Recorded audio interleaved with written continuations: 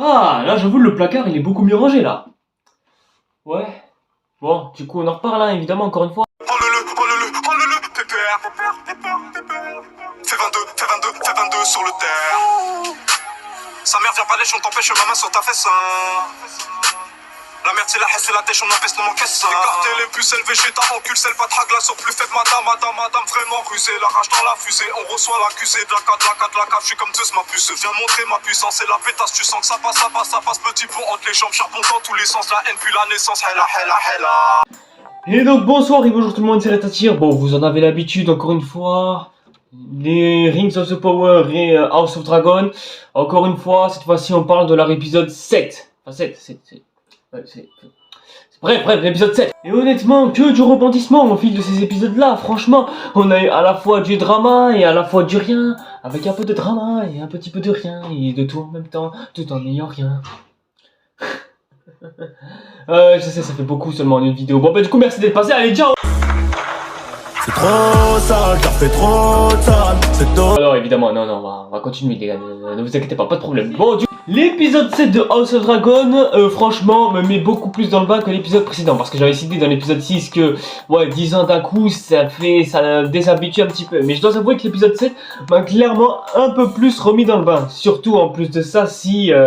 ouais, tu nous mets un démon qui rigole dans l'enterrement, ou encore qu'il y a un Viserys qui est mal quoi, enfin bref, qui va pas abstraire, qui va de moins en moins bien, et si t'as en plus de ça des gosses qui se battent, bref, tout ce qu'on aime dans un House of Dragon finalement. Et oui, voir des gosses se battre, on a presque jamais vu ça dans l'univers de Game of Thrones, ni même dans aucune série. C'est vrai que voir des enfants se battre, surtout de cette manière, bah, je trouve ça accentue encore plus le côté dramatique de cet épisode. Après, c'est vrai que le gros problème de cet épisode, bah, c'est qu'il n'y a pas vraiment grand chose à dire en fait. C'est des trucs qui s'installent un petit peu.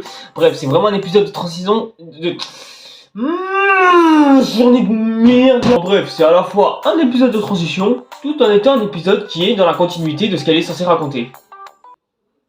Je sais pas si c'est des français soit qu'est-ce que je viens de dire, mais demande pas pourquoi, alors ferme ta gueule et regarde. Vraiment, l'histoire prend une direction quasiment incroyable. C'est-à-dire d'un côté, on a Rhaenyra qui commence un peu plus à s'affirmer en tant que femme, et qui surtout à baiser avec Viserys, hein, évidemment, bon, ça on l'a très bien vu, hein, ça y est, c'est fait. D'ailleurs, je sais pas si vous avez remarqué au fil des vidéos, mais j'ai l'impression que je confonds toujours Viserys avec Daemon. Alors que pourtant c'est pas du tout les mêmes personnages, hein, clairement, mais je sais pas, en fait, la tête de Daemon elle ressemble trop au Viserys, à savoir le frère de Daenerys, donc du coup je m'y perds quoi, c'est sérieux, comment c'est possible frère. En bref, je trouve que le côté méchant de Viserys ressort beaucoup plus dans cet épisode, et franchement ça fait plaisir, j'ai vraiment hâte de voir où est-ce que ça va mener, et surtout la chimie qu'elle a avec sa nièce, qui du coup est sa femme. C'est le cas, oui.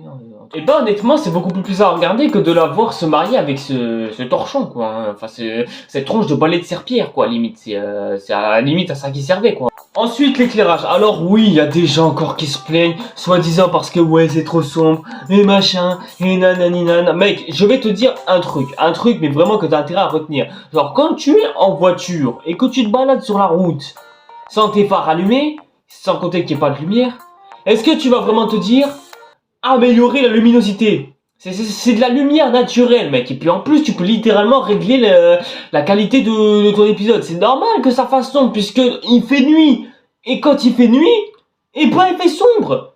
Pourquoi est-ce que tu vas aller plus loin? Genre, c'est complètement débile en fait, c'est complètement débile. C'est comme si vous me disiez d'avoir une lumière un peu plus sombre en fait. C'est complètement con en fait, hein, parce que c'est de la lumière naturelle en soi. Quand il fait nuit, il fait noir. Pourquoi est-ce que tu vas aller plus loin en disant je vois rien, il fait trop noir? Parce qu'il fait nuit, et donc tu vois rien.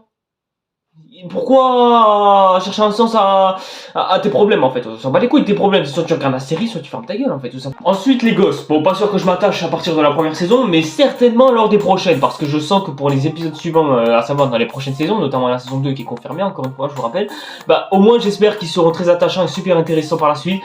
Même si bon, il y a certains cas qui arrivent plus ou moins à se démarquer, et ça c'est cool, parce que oui, c'est pas facile d'introduire des nouveaux personnages, surtout en plus, bah, c'est les gosses d'anciens personnages, et ça, bah, les voir introduits de façon aussi direct comme ça, ça permet au moins de se faire un petit attachement et un bel aperçu de certains personnages, surtout ce qui vont leur advenir plus tard quand même, parce que là je sens que ça va être plutôt atypique en tout cas.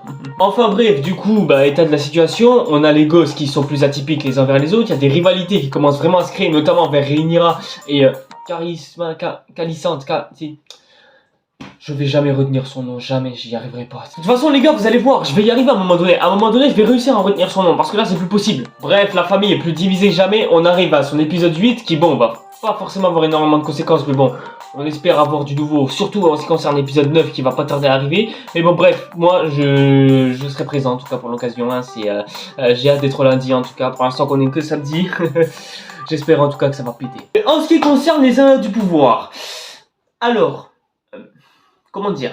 Bon, évidemment, vous le savez tous, hein, le climax de l'épisode 6 nous a tous mis au sol et nous a tous un petit peu fait fermer notre clapet en disant que ça va être l'épisode le plus ennuyeux de Laïs. Mais bon, au final, bah, l'épisode 6 nous a mis plutôt ça qui claque.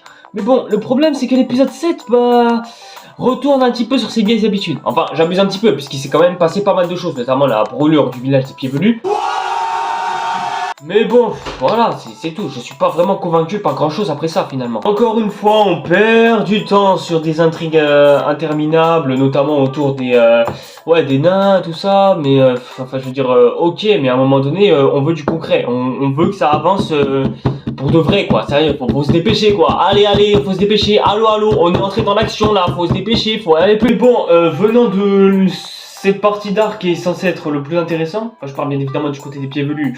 Bah, ouais, c'est pas vraiment passé grand chose en fait. Je suis l'exil du géant, sachant que le géant, bon, c'est toujours pas d'où est-ce qu'il vient, qui c'est. En fait, on a toujours eu aucune réponse à aucune question en fait. Il s'est quasiment rien passé de leur côté. Alors que je vous rappelle quand même que c'est censé être la partie la plus intéressante de la série. Genre, c'est-à-dire l'arc narratif le plus intéressant de toute la série. Alors pourquoi est-ce qu'on l'aborde presque jamais en fait? Bon, du côté des nains et des elfes, ouais, on tourne toujours autour de la même chose, sachant qu'en plus on a affaire au meilleur personnage de toute la série, hein, cordialement, hein, bien sûr. Et du côté, bah, de nos...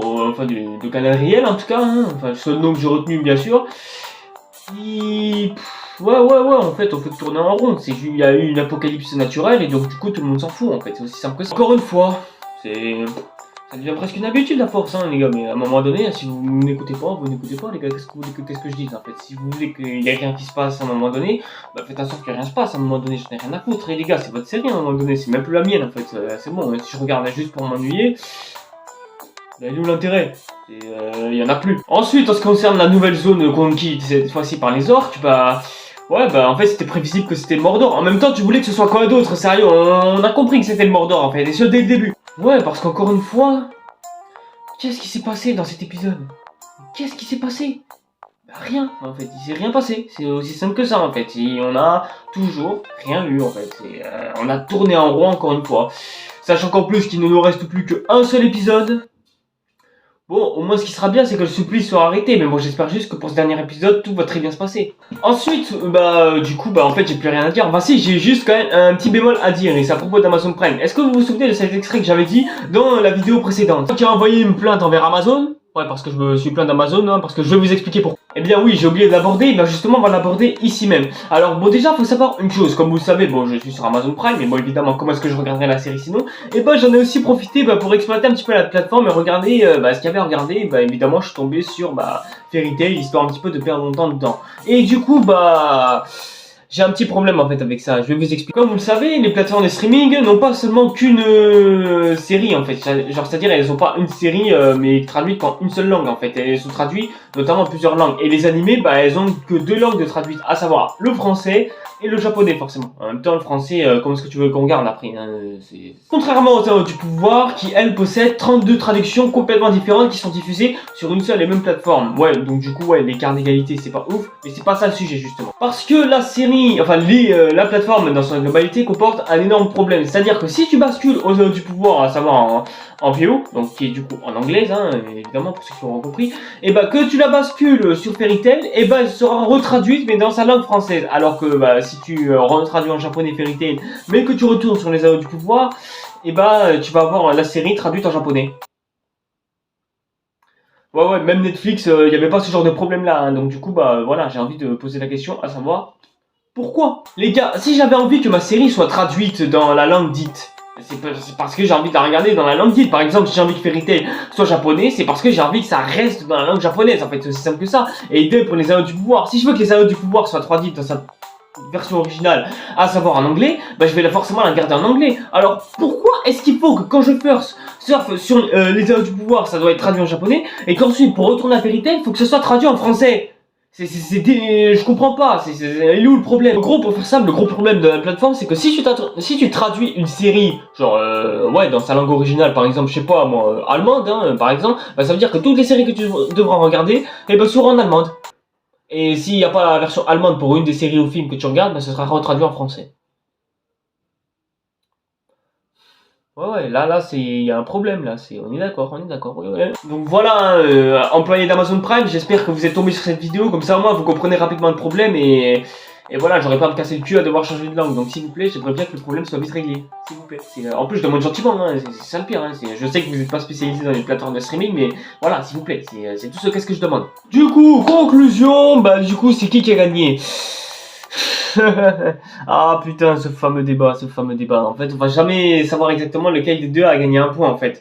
Bah là, du coup, ouais, ça va être un peu compliqué. D'un côté, on a un épisode qui avance sa dramaturgie et met tout en place pour avoir les meilleurs épisodes possibles. Et d'un autre, on a un épisode qui se rapproche un peu plus de la fin, mais où rien ne s'est passé pour l'instant. On a juste su qu'il y avait le Mordor qui a été créé, mais sinon, à part ça, rien de spécial. Du coup, bah là... Bah ouais, je sais pas. Là, honnêtement, je sais pas. Bon, allez, les gars, faut l'avouer, il s'est passé plus de choses chez House of Dragon que chez son concurrent, là. Donc, du coup, bah, allez. Bah, 6-1 pour House of Dragon, en fait, tout simplement. Hein. Donc, du coup, ouais, ça veut dire que là, peu importe ce qu'il arrive, House of Dragon va démonter Rings of the Power. Après, tout dépend. L'épisode 8 va être jugé. Parce que, ouais, si on y réfléchit un petit peu, il ne reste plus qu'un seul épisode avant que les Anneaux du Pouvoir clôturent tout. Donc ça veut dire qu'il reste plus qu'un seul épisode pour les Rings of the Power pour pouvoir au moins se rattraper et un peu plus gravir le score. Sachant qu'on sait pas exactement quel sera l'épisode 8 de House of Dragon. Mais en tout cas, à voir pour la semaine prochaine. Okay. Du coup, voilà les gens, c'est tout pour cette vidéo. Merci à toutes et à tous de l'avoir suivi. J'espère en tout cas que vous aura plu. Si c'est le cas, comme d'habitude, n'hésitez pas à liker, commenter, etc. Et donc du coup, nous on se donne rendez-vous la semaine prochaine. Suivez-moi aussi sur les réseaux sociaux.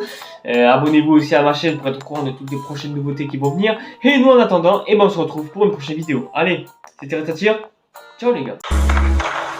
C'est trop sale, car fait trop sale. C'est dommage, car j'étais un bon gars, mais je suis devenu un bandit. Le OG, le million, expert en PR, expert en pire.